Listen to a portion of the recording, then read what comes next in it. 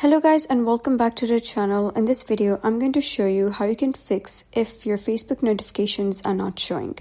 So let's get started. So the first thing that I recommend you doing is that going to your settings and then you're going to head over to notifications.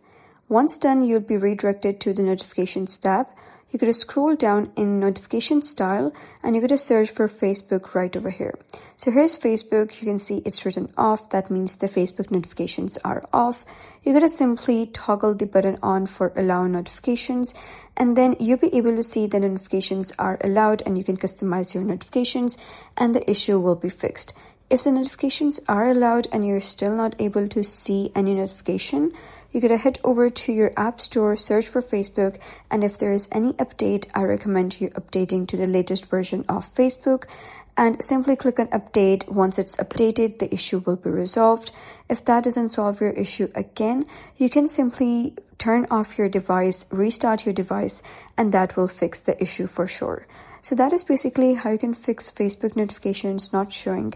If you found this guide helpful, consider subscribing and leaving a like. It really helps me out, and I'll see you next time.